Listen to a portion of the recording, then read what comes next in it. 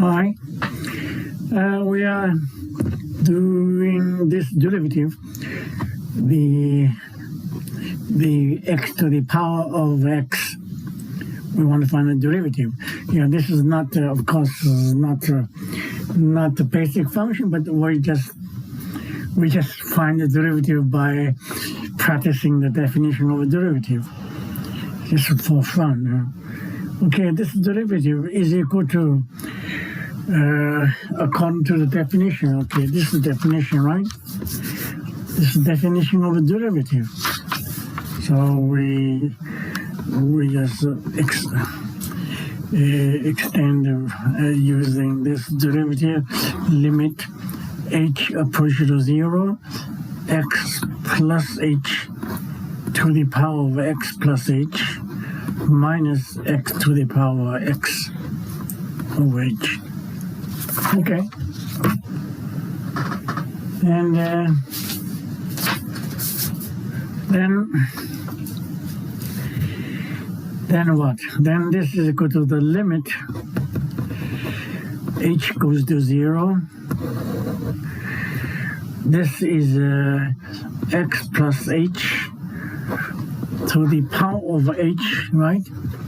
Multiplied by x plus h to the power of h minus x to the power of x over h.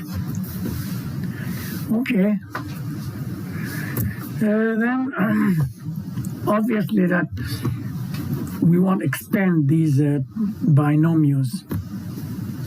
So this is equal to the limit h goes to 0. Well, this is a long expansion. And the binomial, okay, this is a binomial expansion. X plus y to the power of r is this formula. Then we expand, hope you're familiar with that. So let's do one by one. First, this one. This one is x to the power of x, right? Plus,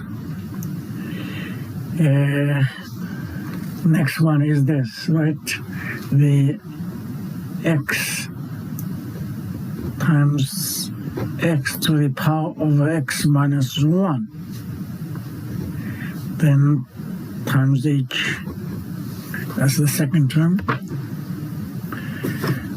Then plus from this term onward, the h will be increasing the power, right? H squared, h cubed, and so on. So all the terms having a factor of h squared. And for the remaining terms, so there's could be many terms to follow, but they all have a h squared as a factor. Okay, this is expansion of this. Then we expand that one. This one is equal to x to the power of h. Next one will be h times x to the power of h minus 1, right?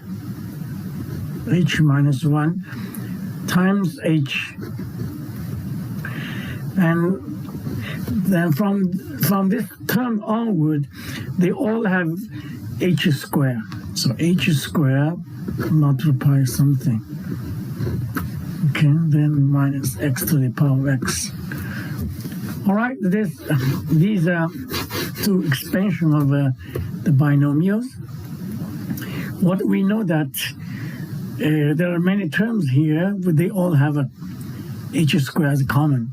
So h squared is a common factor for the remaining terms. And this is equal to the limit h approaches to 0. And denominator is h. And this is x to the x power x, and this one is also x to the power of x, so it becomes 1 plus h, right? Plus h squared for the remaining terms. And this is x to the power of h. This is h squared. H squared combined with the remaining terms, so this is h squared multiplied by many other terms minus x to the power of x. Okay, I hope you follow. Then this one equals to the limit h approaches to 0, h. Now, this one times this one. This one times this one is x to the power of h times x to the power of h times 1 plus h. So this one times this one. Now this one times this one, they have a factor of h squared. This one times this one, h squared has a factor. This one times this one, h squared is a factor. Therefore, you have a h squared times many terms in it. Well, I'm not detail. I don't have to detailize it because they all have a h squared is common. So minus x to the power of x. Then this one is equal to the limit h approaches to 0. Now, this one and that one, you have a common factor, x to the power x. Then you have x to the power of h plus h, right?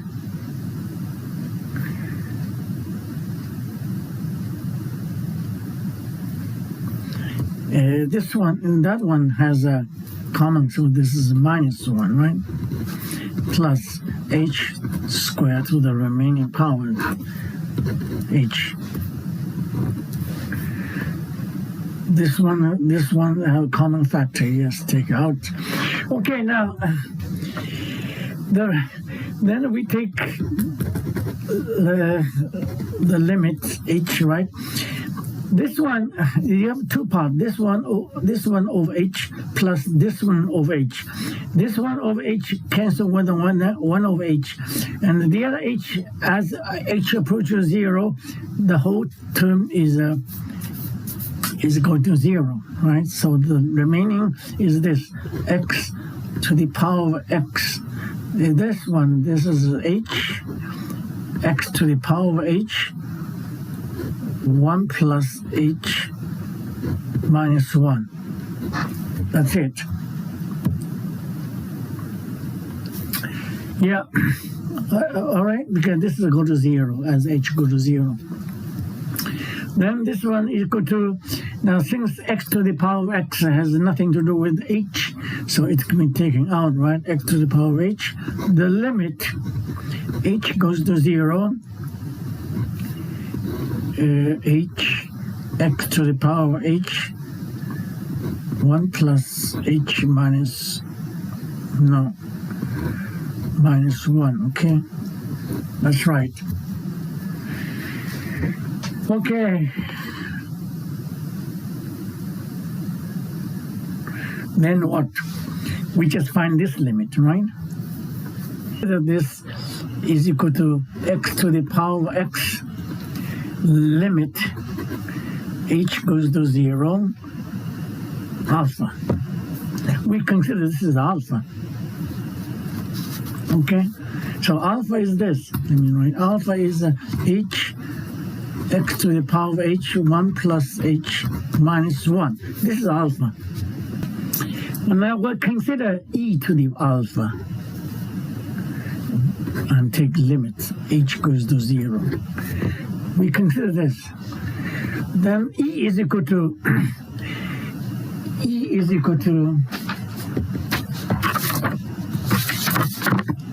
It's a mess. Let me write again. E is equal to the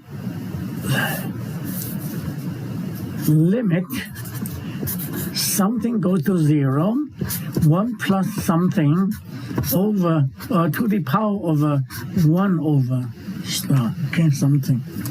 So this is E.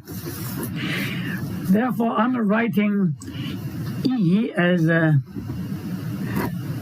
limit h goes to 0, 1 plus x to the power h, 1 plus h minus 1. This one is this one. This is my star. And this is one of the stars, x to the h, 1 plus h minus 1. See, the reason is that as h goes to 0, this one goes to 0. Because this goes to 1, this is 0, 1 minus 1 is 0. So this is going to 0 as h goes to 0. Okay? And this is one of a star. Then all together to the power of h, to the power of star, alpha, I'm sorry, to the power of alpha. So that is the equation. Okay, so far so good. Then this one is equal to the limit h goes to 0, and 1 cancel out. So this one equal to x to the power of h, 1 plus h, to the power of x to the h, 1 plus h minus 1.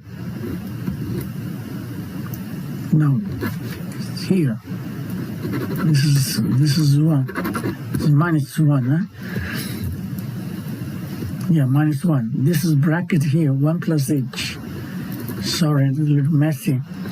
And to the power of alpha. Alpha is this, h, x to the power h, 1 plus h minus 1. Okay, so this is the same. So that one cancel with that one. So end up with the limit h goes to 0, x to the power of h, 1 plus h to the power of 1 of h, because this is cancelled out, h left over. So this one is go to the limit h goes to 0. This for the power of h is h cancel out. This is 1 plus h and 1 over h. Well, this is the definition of E, right? So this is equal to E, x times E. As h goes to 0, this is E. Therefore, the limit h goes to 0, e to the power of h is equal to x e.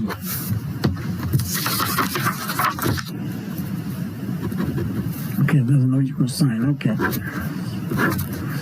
The limit h goes to 0, this one is equal to x times e. Then how to find alpha? Then therefore alpha is equal to what? Log, right? X times e, which is equal to log x alpha plus 1. Log e equal to 1.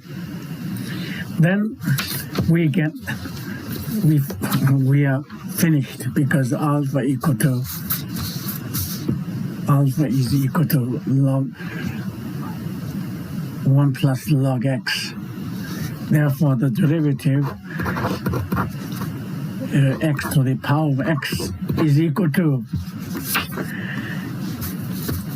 this.